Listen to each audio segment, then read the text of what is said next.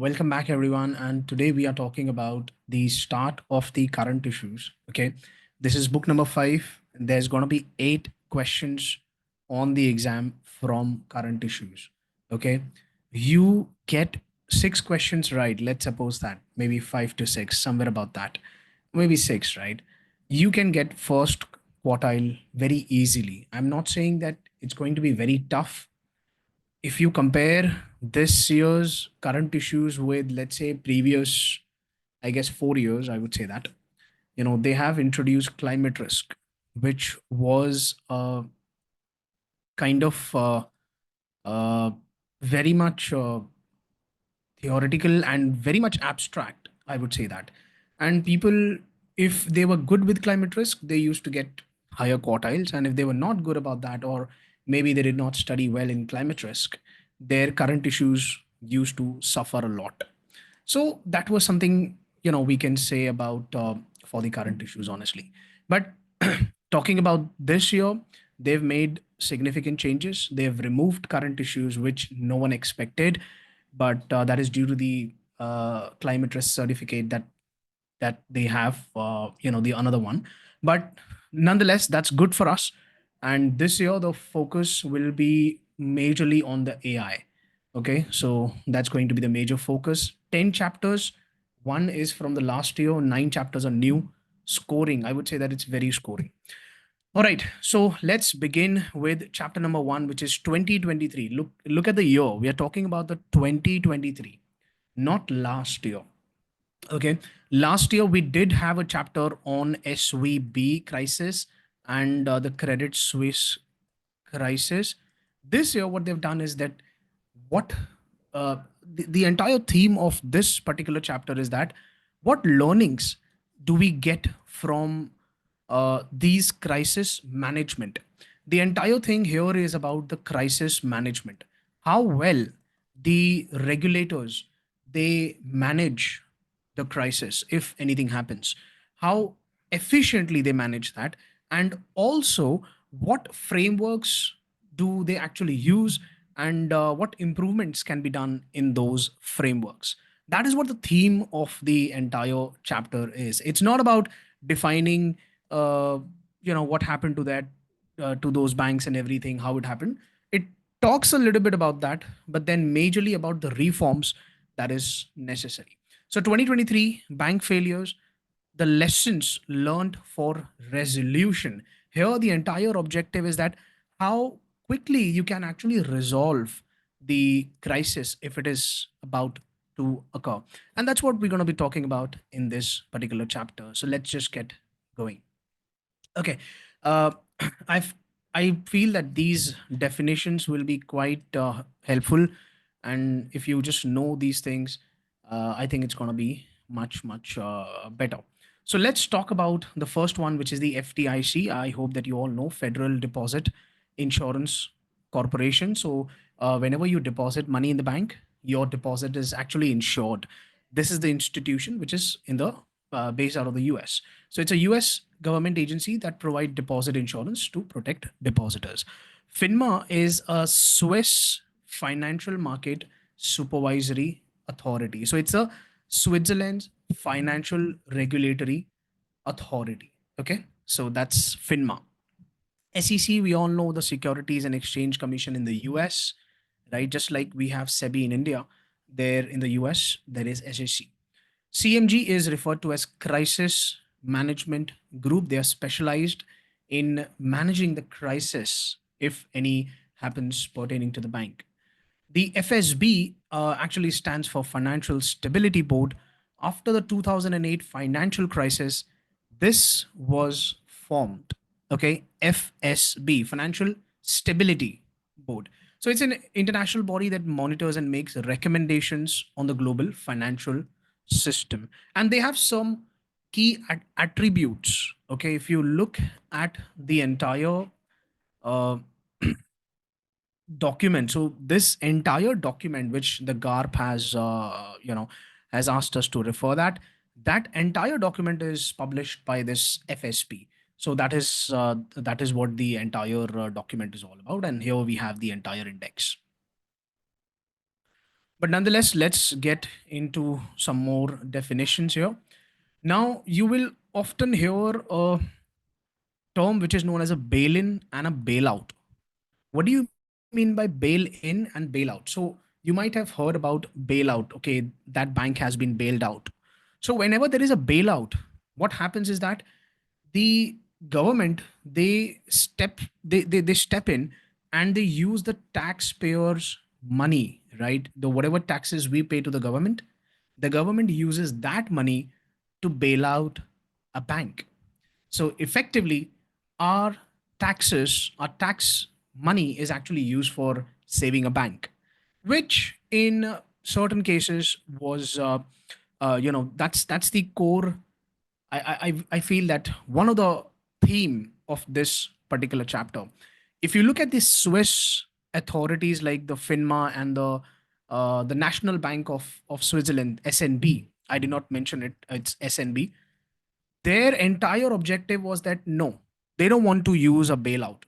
They don't want to use people's money, taxpayers' money to bail out a bank. Maybe.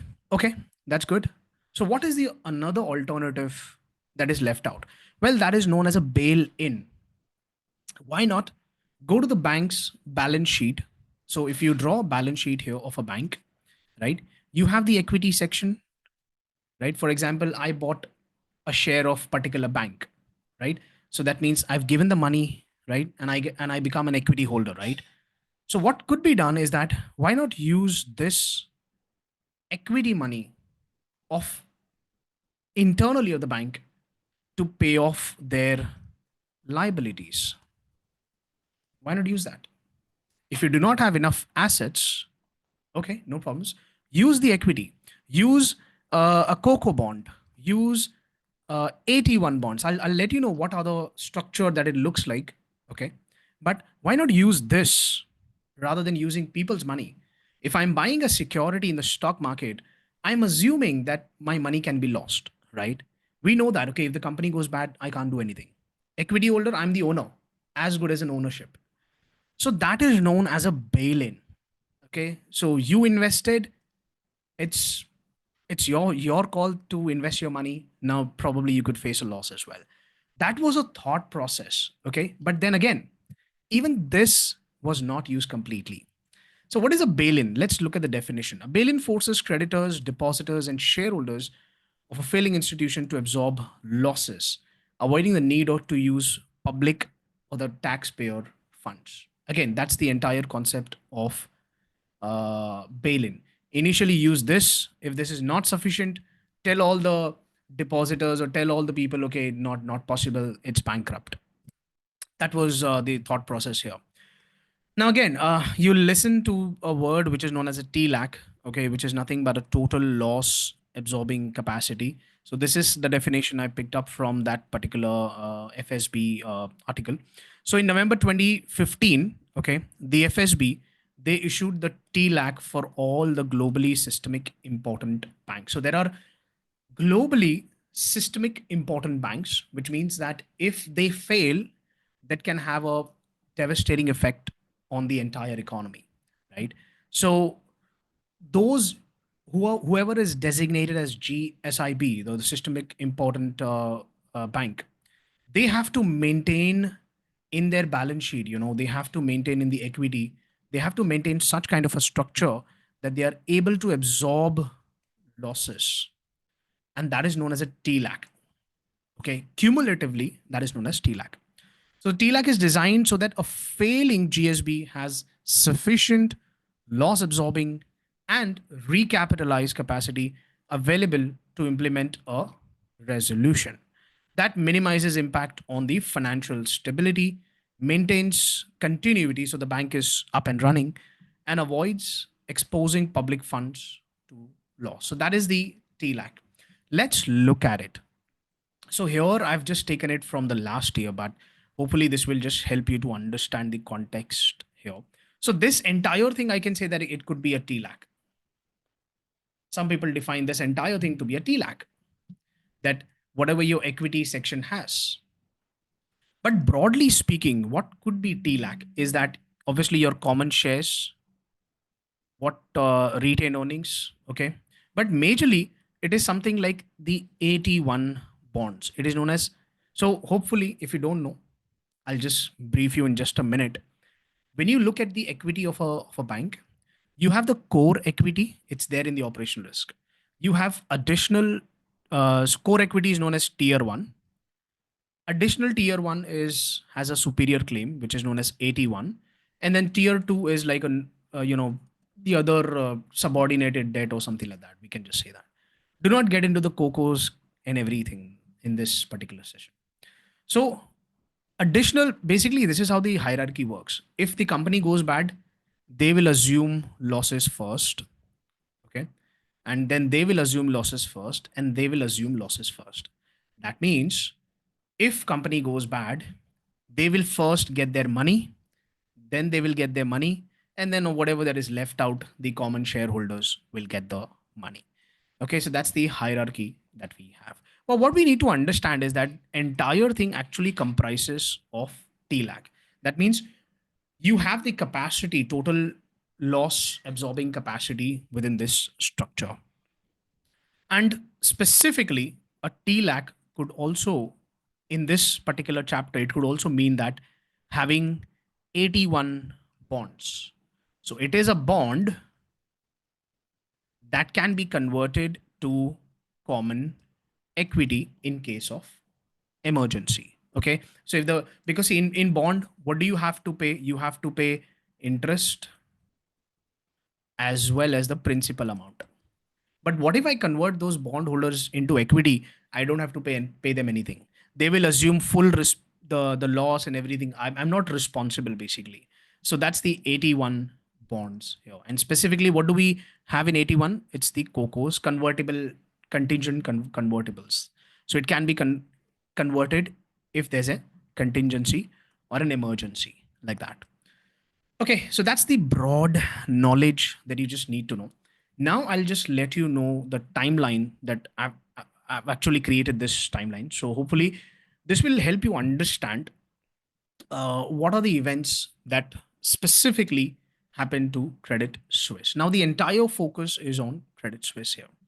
So let's look at the events here. So in the mid 2022, this was the start of the initial crisis. In the mid 2022, uh, there was new management was appointed, new CEOs, CFOs. They were appointed. Why? Because of the liquidity stress that Credit Suisse, operational stress. They were not able to manage the bank effectively, so they changed the management. That was a start of this particular thing. You know that anywhere any CEO steps down or new CEO is appointed, that's maybe taken as a good or bad decision. But this was the event 2022 mid. Then in August 2022, there was a downgrade by the rating agencies for the Credit Suisse. Now that's a bad thing overall. So the ratings were downgraded. If you look at October 2022, there was a significant liquidity stress. But still, this is the main point here.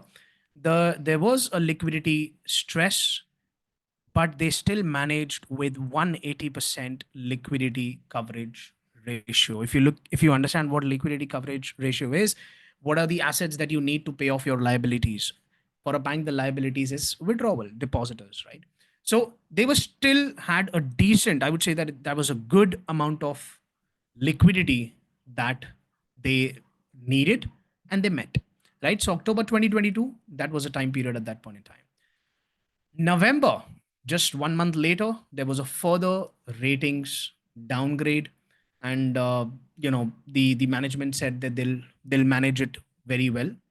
Okay, and they did that for the next 3 to 4 months. It was going decent, but then let's welcome March 9th. On March 9th, 2023, there was a SVB bank collapse. The SVB collapsed in the US. What happened after that? Well, after the 9th of March, SVB collapsed. People started fearing about the bank runs and whether their money is safe in the bank or not. Started questioning themselves. In March 14th, there was a delay in the annual report from Credit Suisse. They did not publish it. There was a delay in that. Okay. What happens? Next day, stock price jumps down a lot. Okay. Stock price falls. And just directly next day, people started to fear panic, and Credit Suisse request emergency support from the national authority because there was a lot of funds outflow. People just took their mobile phones. They just, shifted their money from one bank, from Credit Suisse to another bank. Money transfer, basically, very quickly. And then March 18, 2 days later, the FINMA, the authority there, they plans with the crisis management group for bail-in. Initially, they thought for a bail-in that, okay, use the AT1 bonds, use the TLAC, whatever the loss absorbing capacity there is, use that and bail them basically. Okay. And in March 19, just one day, this was the duration, which is what the chapter actually tries to tell us, is that within this one day, the institution, the SNB, Swiss National Bank, and FINMA, they decided that, okay, no, will not go for a bailout, will not use the taxpayers' money, will not go for bail in. They use this partially, however, but they majorly dependent upon a merger. Now, just imagine if you are aware about a little bit about mergers and acquisitions. What usually happens is that in a merger, it's not a one day deal. Like, okay, two companies are merging. No, it's not a one day deal. Rather, there's a lot of things that goes into it, right? They have, if you remember if anyone has done CFA, they would know that in a merger, there's a lot of process that goes into it, right? You send invite to the shareholders. Will the shareholders approve it? Will the shareholders reject it? You try to change the management, but this was a one day scenario. That's what I'm trying to point out, is that this is a one day scenario. In just one day, due to the government mandate, the UBS, which is another bank, that has to acquire the Credit Suisse. Okay, so they were provided the funding from the SNB, the Swiss National Bank, and they acquired the Credit Suisse, and that's how they were able to contain that financial stability. Otherwise, it it would have been a huge mess. And I think by uh, August 2023, the UBS, whatever support that they got from the government, they said that, okay, no, we have our own people working in CS now, and they have managed it well. And whatever funds that was initially set up for this merger, they paid them back, not entirely, but they a certain portion, they did not require that. So that was the last timeline that was just there. So hopefully this will help you to understand the context. Now everything revolves around the theory portion, which is what the chapter actually talks about. So let's get into a little bit of theory now. Again, you do not have to remember those timelines, but that was just for you to understand what exactly is the scenario. Now hopefully you will have a good clarity as to what has happened and how this will actually pan out. So evaluate the Credit Suisse case and its implications for international resolution framework. Again, a resolution, we are talking about the framework that we are talking about. So Credit Suisse was a global systemically important bank, meaning its failure could disrupt global financial stability. It faced major operational challenges in 2022, mid of 2022. There was a leadership changes. I just explained you about that. Credit rating downgrades. That was a second event. And there was a massive deposit and client withdrawals. Why? Because the bank would just be out of money. So I'm going to go first, take my money out. That's what usually happens in a bank run. Okay, now despite this, Credit Suisse had strong liquidity buffers. They had a liquidity coverage ratio of 180%, which was fantastic, meaning it held enough cash like assets to handle short term outflows. And they did not request central bank support immediately. They said, no, we can manage it, because new management was just appointed, right? So the Swiss regulator, FINMA, in coordination with the Crisis Management Group, another institute, developed a resolution strategy to prevent systemic risk. They don't want systemic risk to happen.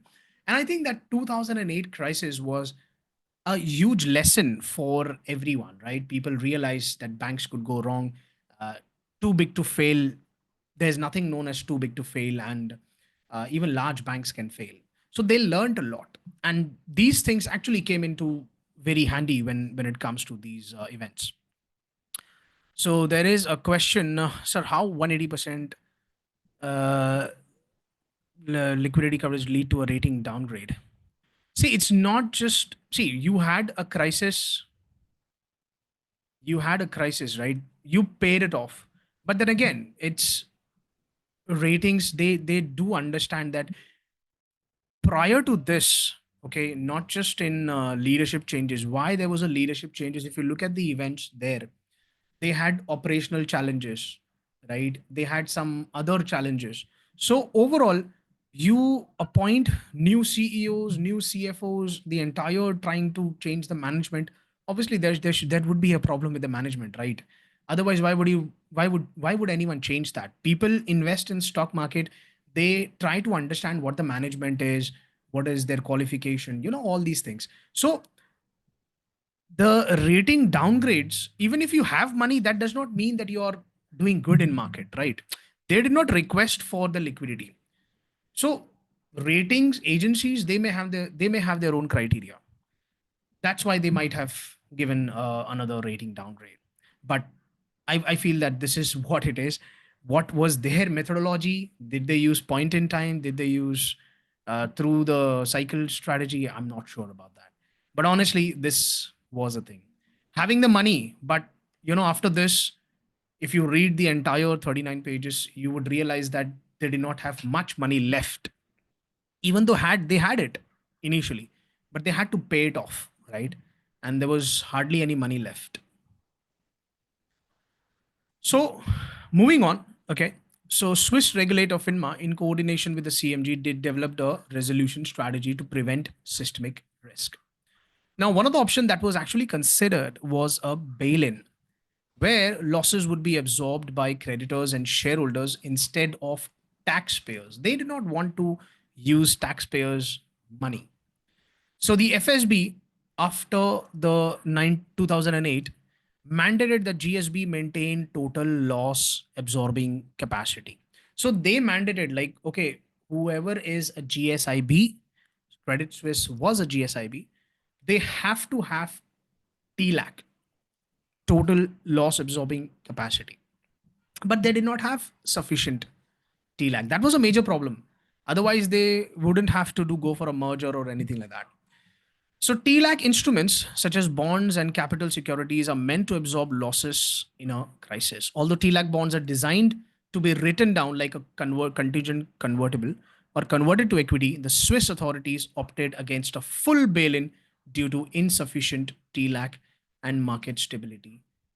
So they did not think about going for a bailout. Okay. Now everything is just like, this is the overall basics that we have just seen so far. So what happened after that? Well, merger with the UBS. Okay. So in March 2023, there was a liquidity crisis, collapse of SVB. Credit Suisse experienced panic and liquidity outflows. Shareholders, they were worried about the financial stability, and delays in publishing its 2022 annual report worsened the market confidence. Again, it talks about the same thing. So the Swiss National Bank, they had to finally step in. Two events. March 15th, 2023, SNB provided $50 billion Swiss francs in emergency liquidity to stabilize the Credit Suisse. They did that. However, regulators sought a long-term solution and evaluated. They don't want, like, okay, you take the money. See, even in October, they had that 180% liquidity coverage. They were able to get out of that particular small crisis. We can say that. But again, it happened just because of another bank failing in the US. People started to worry about Credit Suisse, the delay in report. So people started panicking. They gave 50 billion Swiss franc. But again, the regulators thought, no, we want a long-term solution. We just can't keep on providing them money. So a full resolution restructuring, which is bail-in of bondholders and shareholders. So three conditions were set up. First, bail-in. Second, bailout, which is, government will buy it out using their taxpayers' money, which was actually ruled out, and private sector merger. Just one day within that pressurizing situation, they had to decide that, okay, that this is how it's done. So you look at the coordination efforts between the CMG crisis management group, that was they were involved as in this particular process. SEC got involved later, right? Because the Credit Suisse had branches in the US as well. So the SEC had to get involved in it. Then US regulations were actually applied. And so see, in just few hours, you have to decide all these things. Like, okay, there's CMG, there's SEC, there's FINMA, right? These institutions, there's the Swiss National Bank. So they had to agree upon a particular solution. That was the need of the hour. So what was chosen? The UBS merger. Okay, finally, 4 days later, March 19th, UBS acquired Credit Suisse. What was the deal? The Credit Suisse shareholders received 3 billion CHF in UBS shares. So that was whoever was the shareholder in Credit Suisse, they got in exchange for the merger, they got UBS shares. The Swiss government provided UBS with 9 billion CHF, second loss guarantee for potential Credit Suisse related exceeding $5 billion. If that losses goes above, will provide you another $9 billion, 9 billion CHF. SNB extended additional liquidity support of $200 billion to Credit Suisse and UBS if needed. The CHF 16 billion or 81 bonds were written down. So this was actually written down, 16 billion Swiss franc. It was actually written down. Ideally, what happens is that whenever you look at the hierarchy, right, you would realize that the first loss, if you look at it, is obviously the shareholders or the equity owners. The second is the preferred shareholders or the bond holders, like that. But in this case of the Credit Suisse, what they did, the government in the Switzerland, what they did is that they actually wiped off the bondholder, which is the AT1. Additional tier one cocos, they wiped it down before even touching the shareholders.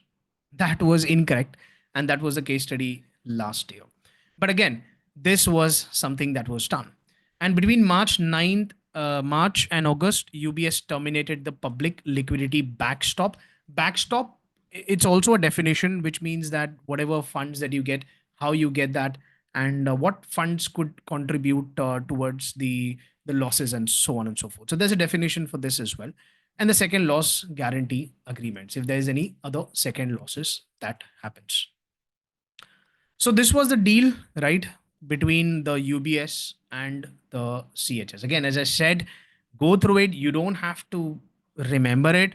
Understand it as a kind of like a event that has happened in the past, of course, and try to understand it. Okay, not to retain it. If you look directly at the Schweizer and try to understand that, probably you'll not be able to appreciate in a much better way. Okay, so this was the thing that was happened. Again, what is this chapter all about? Resolution. Okay, what was the framework and what was the implication of that? What happened? So, international resolution framework. Now we are talking about what happened and everything, but this international resolution framework implications. So the FSB resolution framework suggested a bail-in. Okay, they suggested bail-in. 81 bondholders, they faced loss. Capital instruments would bear full losses, converting bail-in bonds to new shares. So what was the suggestion? The FSB suggestion was that, okay, let's go for a bail-in, where shareholders, 81 bondholders, and capital instruments, whatever the securities, would bear full losses converting bail-in bonds into new shares. Again, understand, if I have a share of a particular company, what's bad going to happen? Think about it. Uh, the share price will keep on falling down, falling down, falling down, obviously, and it becomes to zero. Technically, I've lost all my money. If I've invested $100,000, if the share price keeps on falling, the worst it can go to is zero. But again, I'll lose my money. I'll not be able to sell it. And who would buy that? Right? So if all the bondholders are converted into the shareholders, effectively you're left with no money. Right? However, authorities opted for a merger. This was a turning point. Authorities opted for a merger instead to prevent market panic, stabilize the bank faster, and provide certainty to global financial market. So that was the overall thing that we had. But there are few implications, three implications which we will talk about. First, whenever you have an international resolution, Credit Suisse has had branches almost everywhere, right? In many jurisdictions. So first thing that we need to understand whenever there is an implications about international resolution is that you need to support financial stability. Think about financial stability. The merger contained the crisis. It stopped, it tried to contain it, cap it, and avoided a systemic financial shock. Yes, it did. Customers could continue banking operations without disruption, and the banking system remained stable. Now, while shareholders, 81 bondholders took significant loss, they were considered less severe compared to a full bail-in resolution. I mean, if everything, see, shareholders, they got UBS shares. If you think about it, if I was the shareholders, I got that UBS shareholders. It was acquired. So that was I faced loss, but not so much. Like I'll not trust the market. Nothing like that. So that was a good deal overall. If you look at the other aspect, obviously we want to address taxpayer concern. We don't want taxpayer money to be used against bailout. The international rules for addressing big bank failures are designed to ensure that shareholders bear the financial losses. You're a shareholder, you can, not taxpayers, and that bondholders are bailed in. So that's the international laws that shareholders, you bear the financial losses, taxpayers, no, bondholders, no. You should also get the money. Now, this approach aims to distribute losses fairly and maintain financial stability. But this was ideally not used. Bondholders, they had to face losses, honestly. And the third, international resolution framework implications that it has is that the resolution framework viability. See, the decision to support the merger with UBS does not imply that the resolution was not viable. The resolution was ready to be implemented, but the authorities simply preferred an alternative option. Obviously, when they decided to support the merger with UBS, when the authorities thought about it, did they not have any alternate plan? They did. They had a bailout, they had bail in, a complete bail in, and the third option was a merger. Or maybe fourth option is bankruptcy. You're just bankrupt, like that. But they opted for a merger. That was a good thing for this particular thing. To stabilize the market. Okay, moving to next learning objective, evaluate the US bank failures of 2023 and their implications for the international resolution framework. Okay, that is what the thing here is. Okay, before I move ahead, I'll just let you know there was a definition also given for the resolution. They asked for a resolution. What is the definition? They've entirely given like what do you mean by a resolution? I hope that we all know about that, but nonetheless, they've given the entire is a process of managing financial failure with the purpose to minimize the impact. So this is the entire definition: minimize the impact on the financial system and the public purse or public wallet, right? That's the entire definition of a resolution. Okay, let's move to the theory. Now, this again, it talks about the theory things that we have it here. Give it a good read and you'll be good to go. Okay, evaluate the US bank failures of 2023. What happened to the US bank failures? Well, there was a Silicon Valley Bank collapse. They had unrealized bond losses, liquidity mismatches, high unsecured deposits. Now, I'll not get too much deep into it because this is not what the chapter is all about. But SVB, they did not manage their balance sheet well. They had liquidity mismatches. That means they took deposits, right, which was obviously a short term, right? I can take my money out anytime. And they had given out loans which was for about, let's say, 5 years, 10 years, like it's a fixed loan. So obviously this was a maturity mismatch. This is a short term, this is a long term, so there was a maturity mismatch and they had to face losses. Unrealized bond losses as well. Bonds they've issued, their prices started to fall and they face losses in their balance sheet. High uninsured deposits. Again, as I said, if I take money from you, let's say that I'm a bank, if I take $100,000 from you, and you know that if I go bankrupt, the agency or the authority will pay you. So you are least bothered about any default, right? You know that your money is secured. But if you pay me and 50,000 is secured, 50,000 is not. Now that the other portion that is there, that is what will worry you, right? So they had high uninsured deposits, and that too, it was worsened by social media driven panic. Someone in the social media said that, okay, this bank is facing a problem. Everyone started to withdraw their money at once.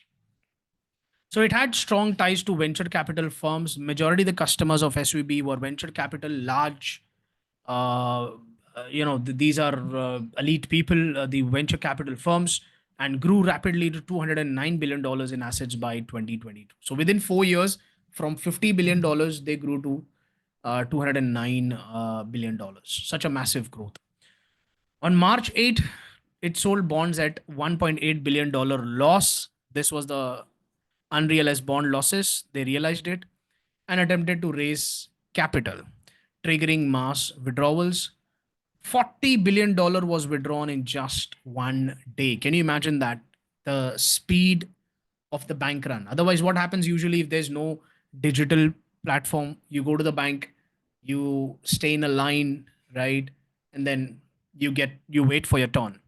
But here, due to the digital platforms, they withdrew $40 billion, leading to Federal Deposit Insurance Corporation intervention. They had to step in. They said that, okay, we will provide you the insurance on that, and so on and so forth. And the collapse exposed poor contingency planning. No planning was there. Like, what if it's going to happen? What will happen? So this exposed poor contingency planning, inadequate collateral, and failure to test the borrowing capacity. That was the SVB. Not only that, SVB also had a UK branch. So SVB also had a branch in the UK. So SVB UK faced a 30% deposit run. 30% of the money was taken out. On March 10th, worsened by social media panic, it was deemed non-critical to the UK agency, UK financial system. So instead of a bail-in or private sale, the Bank of England opted for insolvency. Go insolvent. The bank's AT1 and Tier 2 capital were written down. Tier 2, the topmost, AT1 was written down, and HSBC, hear this out. HSBC acquired it for just £1 to ensure business continuity. The SVB UK branch, for just £1, the HSBC acquired it. So that was there in the SVB UK. Just after the SVB collapsed, few days later, there was another collapse, which was known as a Signature Bank. So, following SVB failure, Signature Bank faced a deposit run due to its high concentration of uninsured deposits. See, where will be a bank run where the money is not secured? They had $110 billion in assets or deposits, which was uninsured. So, what the regulators did for the Signature Bank, they shut it down, closed on March 12th to prevent further risk. So that was a Signature Bank collapse. There was another bank which was known as a First Republic Bank collapse. Now, liquidity fear, see, as I said, if you fear that this bank will go bankrupt, you will fear that another bank will also. So people don't want to take risk. They'll just pull out their money. So this First Republic Bank collapse, liquidity fears spread to First, which had 104 in deposits, 70% of that uninsured. As depositors withdrew, the bank could not manage the outflows. On May 1, 2023, the bank was closed, acquired by JP Morgan under FDIC receivership. A 5-year burden sharing and financing agreement was arranged between FDIC and JP Morgan. Okay, so the agency had to step in. Just give it a good read for the failures of this. What was the response of regulators in the US crisis? How they responded?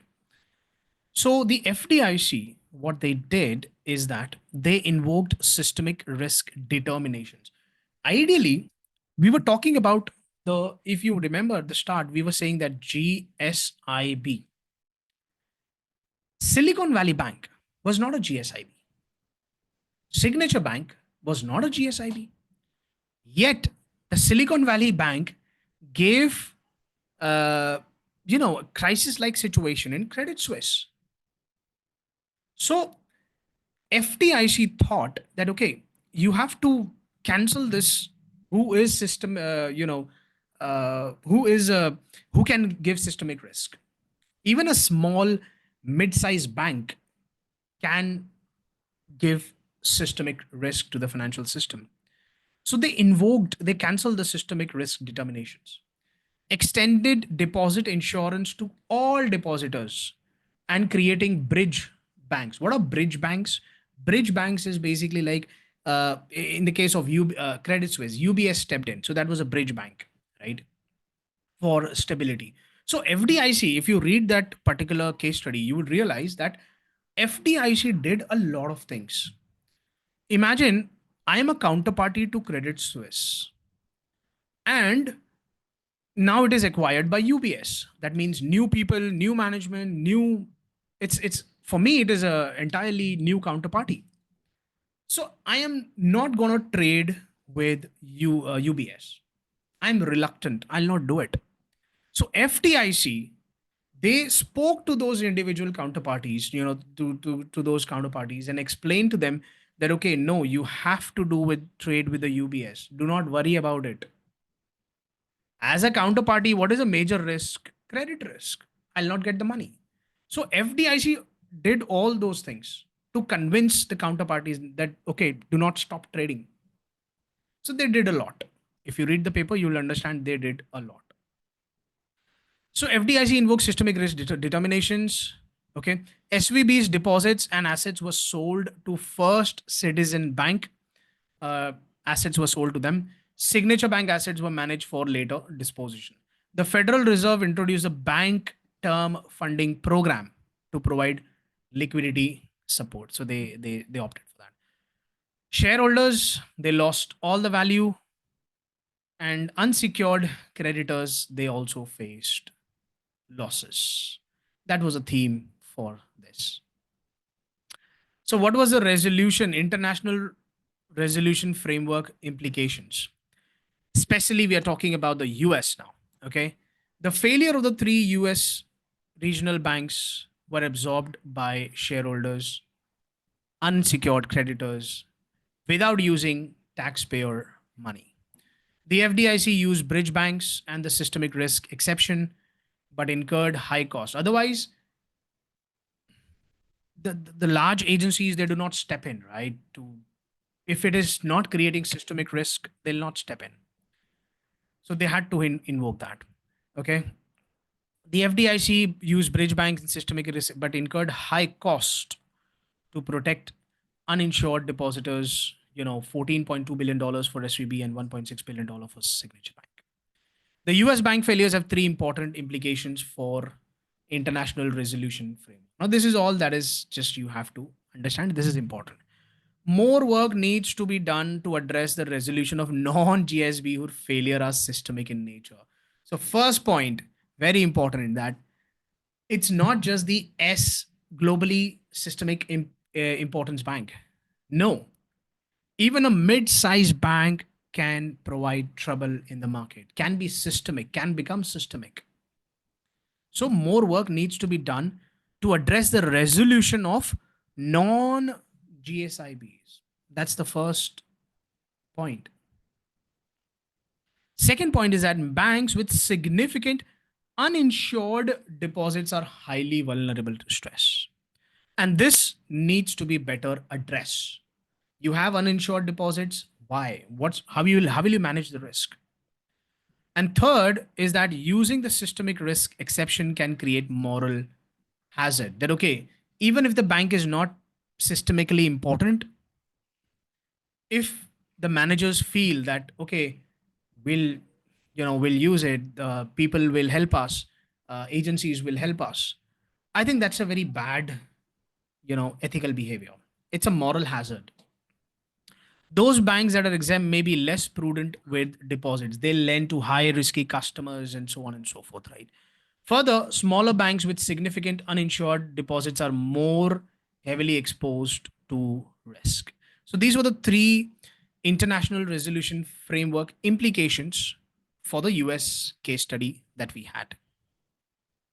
Okay, if you look at it so far, we spoke about the Credit Suisse, what happened, the merger, the international resolution framework in the credit risk case scenario. And then we spoke about the US case studies, the three case studies that we have, and how the regulators responded, and what are the implications when they tried to resolve that, the agencies tried to resolve that particular cases. Now, moving on to the resolution framework that they actually used, what are the strength, positives, what are the negatives, and what could be improved. So that's what these two learning objectives will now talk about. Okay, pretty much. Just give me a minute. I'll just have some water. Let's just take a break for about a minute.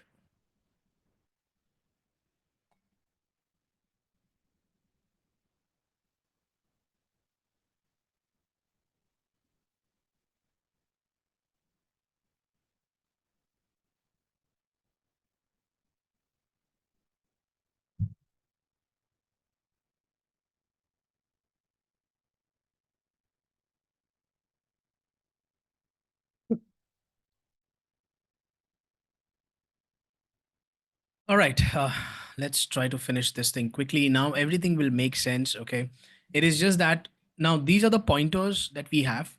Again, give it a read one time, two times. Okay, try to understand it, and what are the strength, weakness of the resolution, how they handled the crisis. That is what this thing is all about. So, what are the strength of the resolution framework? From the Credit Suisse case, from the SVB case. So from the Credit Suisse case, what are the strength? How they resolved the, they did not go for a bailout. They went for a partial bail-in, and they used the third option, which was a merger. So, what was the first strength? Implementable resolution plan for GSIB using TLAC bonds. So, obviously, GSIB, all those large banks, they have a mandate to have total loss absorbing capacity. That means have a structure in your balance sheet so that you're able to absorb all the losses cumulatively. That's what the thing about that is. So this was actually a good thing. After the 2008 crisis, the FINMA, they had significant market bail-in expertise, right? They had that expertise like, okay, if anything goes wrong, do not worry about that. So after 2008, they mandated you have to have that money. So that's a good thing. So that when the time comes for resolution, they can use that particular funds, and prepared a viable resolution package for GSIB using TLAC bonds. FINMA was ready to implement a resolution within 5 days. So that was the, that's how the speed is. But there's a weakness within this as well. 5 days is a huge time. You look at the speed of bank runs. People just need an app, a phone, and an app. Just tap and you transfer your money immediately. However, given that Credit Suisse did not have enough TLAC bondholders, an alternative plan was needed. So in the case of Credit Suisse, they did not have enough TLAC bond holders.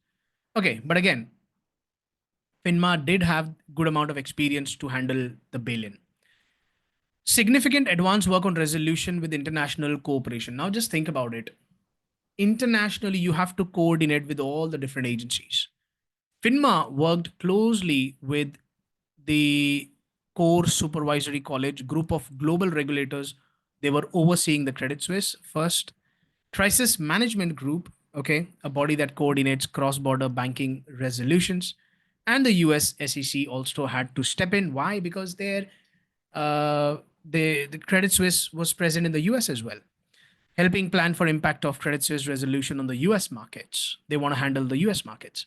So this global cooperation ensured quick information sharing and prepared for a resolution if needed. So that's a strength, actually, coordination, right? Third is a resolution plan. Transparency is very important. What are you doing? We should know that, right? FINMA engaged early with international regulators and translated legal documents into English, so that if they are using another language, you need to translate into English. So they started all these things very early on, okay, and to provide clarity in different jurisdictions. Open communication helped in managing market expectations and maintaining confidence. So there was an communication which was needed. There was a transparency, which is also a strength. Now, from the US bank failures, what do you think are the strength when they resolved that particular thing? So significant advanced work of the resolution framework for non-GSIBs now. So see, they had that experience, right? But for non-GSIB, yes, that was kind of like a strength as well. The FDIC had already developed a resolution plan for smaller banks, not just globally investment banks. This included pre-written resolution strategies. What is going to be the strategies they'll use? Scenario testing to anticipate different types of crisis for smaller banks, and a bridge bank. Another bank will step in as a bridge to ensure smooth continuity for depositors. So they had three things. A bridge bank will step in, scenario analysis, what's going to happen, and what are the pre-resolution strategies. So basically, the advantage or the strength is that FINMA had done significant advance work, you know, of the resolution framework for non-GSIBs. The next is successful cross-border cooperation. Obviously, you have to manage among the different groups. So FDIC coordinated with CMG, the FSB, Bank of England, right? And pre-existing relations allowed for faster execution. Otherwise, it takes a lot of time to, and you know that people withdraw money like anything.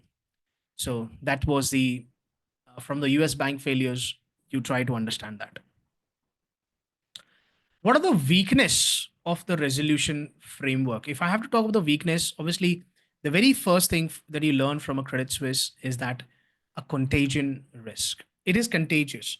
That means, see, SVB, when it collapsed, just few days later, Signature Bank collapsed. Then First Republic Bank. So there's a contagious thing. If one thing happens to another, it happens to another person, to like another bank. So that is contagious. So contagion risk is a very first weakness.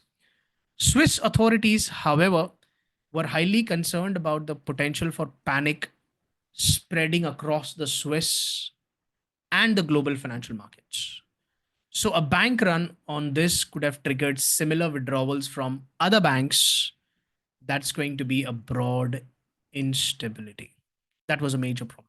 So to mitigate this risk, the Swiss National Bank provided public liquidity backstop to ensure Credit Suisse has enough liquid regardless of the resolution action taken. So you want to take your money out, they should have that money.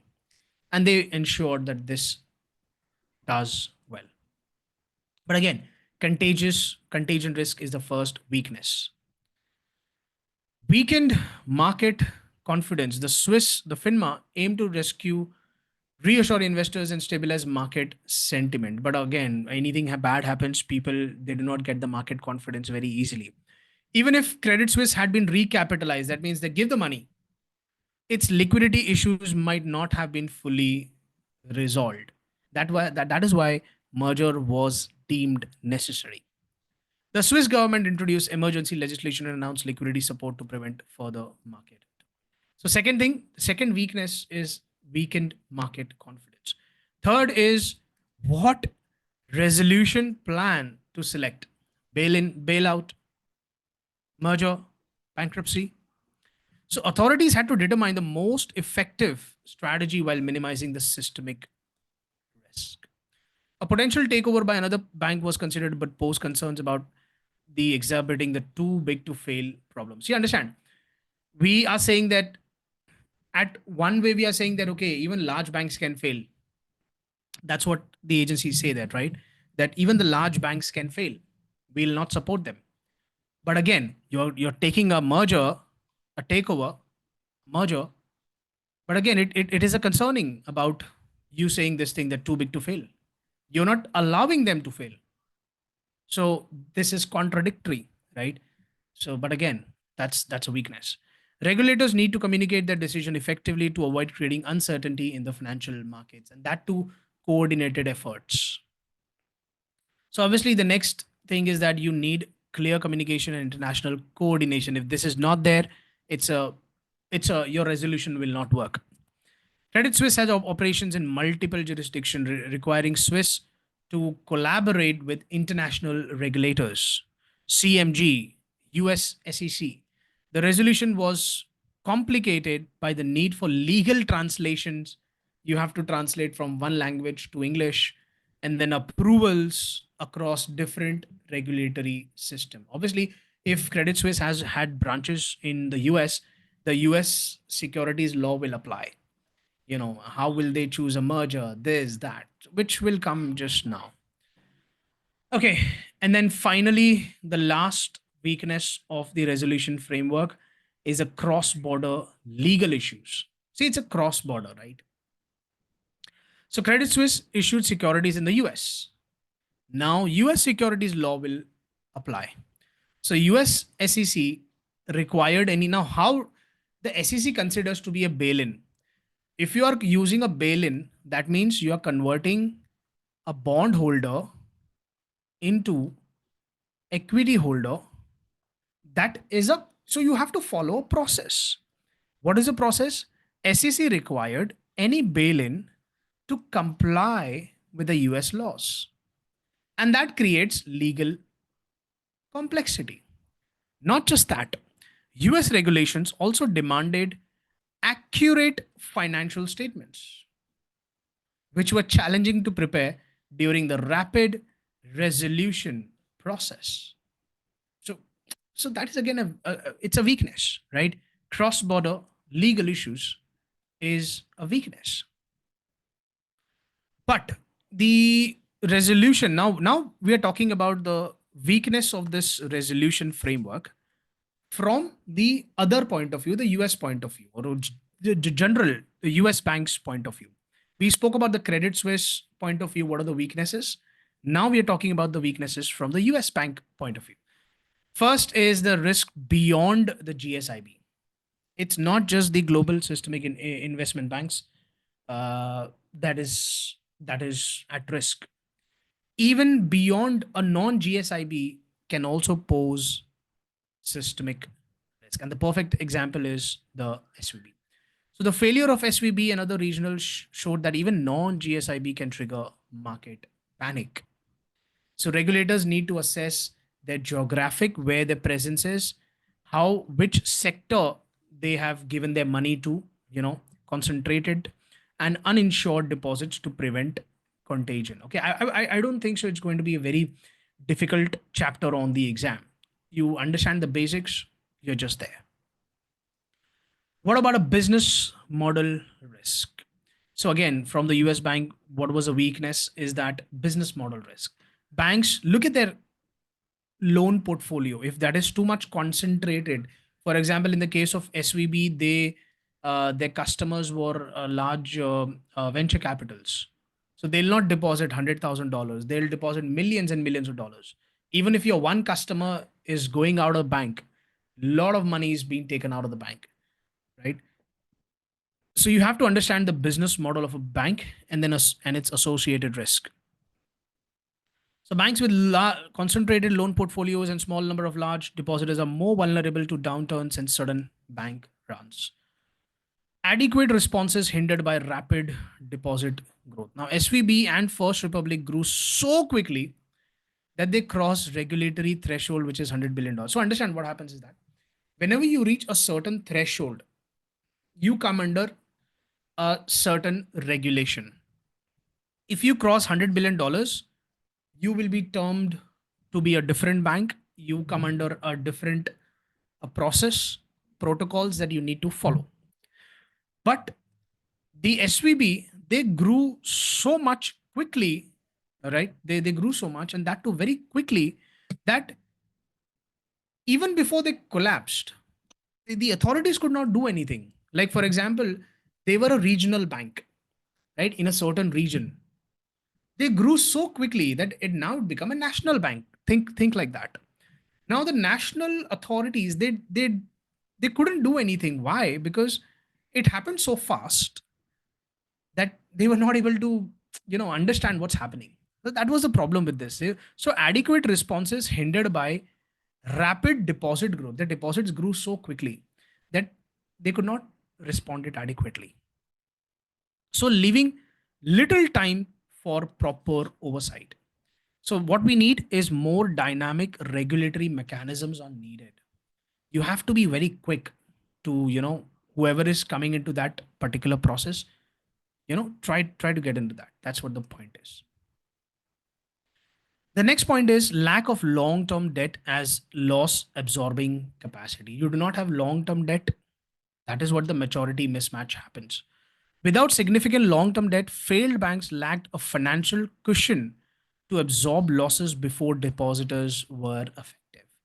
Stronger capital requirements could mitigate this risk. Speed of bank runs. Now look at the speed. You cannot do anything digitalized.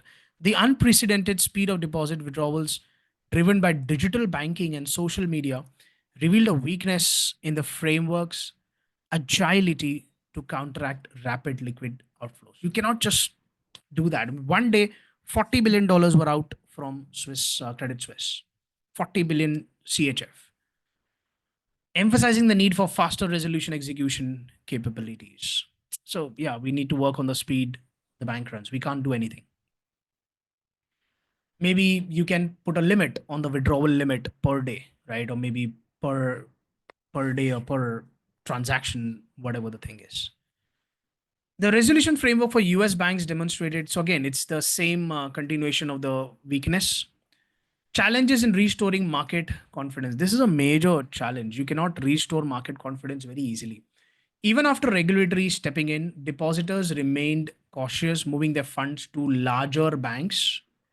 Many counterparties were reluctant to deal with bridge banks. I told you, right? So the FDIC had to work hard to reassure the counterparties, the market, that okay, trade with the new bridge banks, including appointing experienced CEOs for bridge banks, getting the new management, the new CEO, better people on board.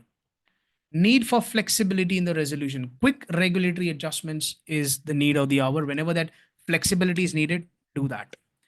Dominance of uninsured deposits. The heavy reliance on uninsured deposit by these banks highlighted vulnerabilities in liquidity. Obviously, yeah. Obviously, what happens is that whenever there is uninsured deposits, the bank is at risk, and that too. So, what could you do for uninsured deposits? Maybe you can increase the insurance, right? But that could lead to moral hazard concerns.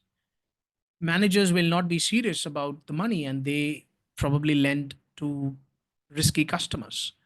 But that's again the riskiness that we have. Dominance of uninsured deposit can't help. You have to reduce the uninsured deposits. Okay, finally the last learning objective, and this is a little bit suggestions, right, that could be taken to improve the resolution framework. Okay, these suggestions are all, I think 7 suggestions are there. This will help to improve the resolution framework. What is the first suggestion? effective public sector backstop funding mechanism. So what are, so understand the recent bank failures, particularly and the US, highlighted the need for robust public sector backstop funding. These mechanisms should be designed to support resolution and restore market confidence without encouraging moral hazards. So first off, I'll let you know, if you look at this here,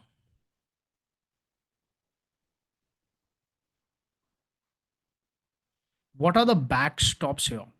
Okay, backstops include central bank support, deposit insurance funds, resolution funds, and fiscal lending. Okay, so this is what backstops mean. What is backstop funding? Yeah, so this is what the backstop funding is. That means any kind of support that you get from the regulator, like the central bank, deposit insurance, the insurance company will pay for the depositors. Resolution, if there is any package of, you know, easing, that's the resolution. And fiscal lending, buying and selling of securities. That's what the backstop is. So, that is what. So, what do we need to do is that a mechanism needs to be set up so that we have effective backstop strategies. Okay. So, what is the first thing? Effective public sector backstop funding mechanism should be there in place. Okay. What are the key issues if you try to include that? What issues do we get? Ensuring the adequacy of existing public backstop across jurisdiction for various failure scenario. See, I can say that here we can use taxpayer money, for example. But in another country, taxpayer money is not allowed. Maybe here it is not allowed.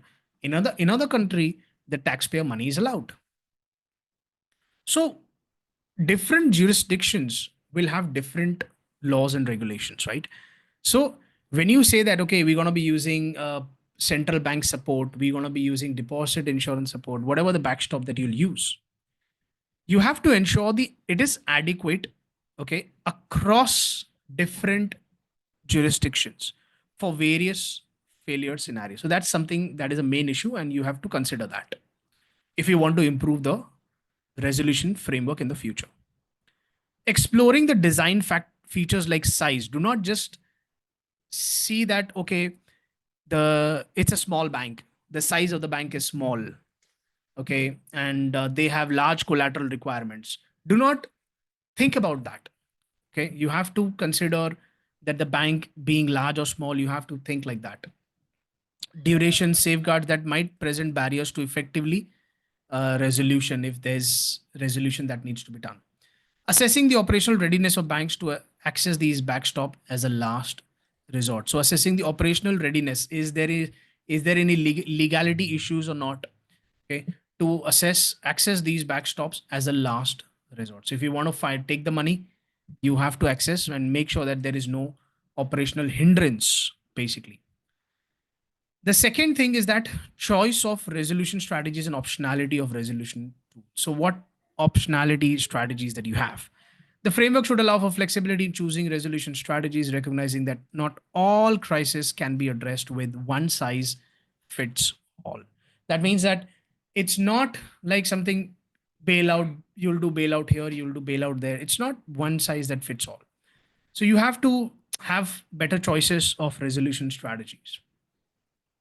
Investigation the effectiveness of the bail-in, right, and the potential for combining it with other resolution like asset transfer or business sales could also be used. Discussing how to maintain flexibility without compromising the preparedness for executing the preferred strategy, including considering multiple scenarios in resolution planning. So you can basically create multiple scenarios as to how to prepare a resolution. Broadly, remember these points. Okay, this is what it is, and then just give a read to the sub points. Obviously, communication needs to be there, coordination between or among the agencies, and the speed of bank runs needs to be managed well. The rapid pace of bank runs due to digital innovation necessitates improvements in crisis communications should be there. Like communication, what? Tell people that, okay, the bank is safe. Nothing's going to happen. To restore the depositor confidence, market confidence, right? How the central banks will provide money to the depositors. Communicate. Very, very important. Secondly, coordination with foreign authorities, right? That needs to be happened so that you can do a smooth transaction. Enhancing ex ante communications after the event to educate markets about resolution process. So tell them that, okay, if there anything going to happen, we will do it like that before that particular thing as well. Strategies to encounter the accelerated speed of bank runs. How do you tackle that? Maybe you place a restriction, maybe you place limitations. That's something that needs to be improved. Operationalization of bail-in. See, Credit Suisse faced a risk in Switzerland, but they also had branches somewhere else. So how the bail-in will happen in the US? It's going to be their laws, their securities laws. So how do you operationalize all this thing? How do you make it happen? So cross-border bail-ins present legal complexity that needs resolution. Ensuring bail-in powers are enforceable under all applicable laws. If we are bailing it in Switzerland, it's going to be applicable in the US as well, including everything. Identifying and preparing for compliance with applicable securities laws. So it should be comply with all the laws, securities laws, and any exemptions, especially in multi-jurisdictional context. Enhancing cross-border coordination so that they coordinate very effectively to manage legal challenges. That's known as operationalization of bail-in. Post-stabilization restructuring. You've done the stabilization. How do you restructure now? The transition from resolution to stable, everything is fine. Credible business model requires pre-planning for restructuring to ensure a clear message can be communicated to the market immediately after resolution that, okay, everything is fine, do not worry about it. You restore the market confidence. So this is what happens post stabilization. Exploring practices for preparing a restructuring plan that can restore market confidence. Create a plan, restore the confidence. That's it.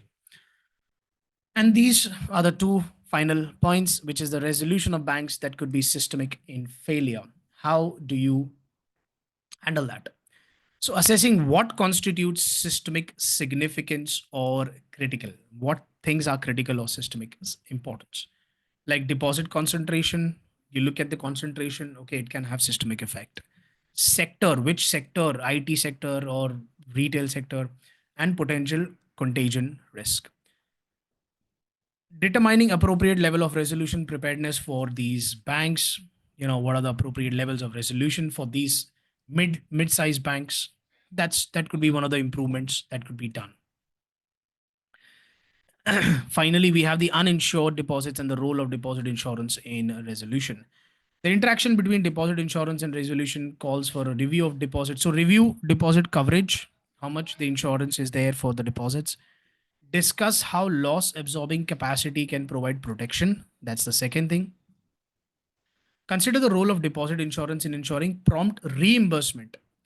I am insured by a FDIC or anything. How soon will it take to get my money back? That's the only thing. So only understand the main pointers. That's what the thing here is. Okay. So this is what the entire chapter is. I'll be taking the crash course as well, not today, but again, I'll be taking that. That's going to be a good, better revision for this particular chapter. Any doubts that you have before we wind up? And again,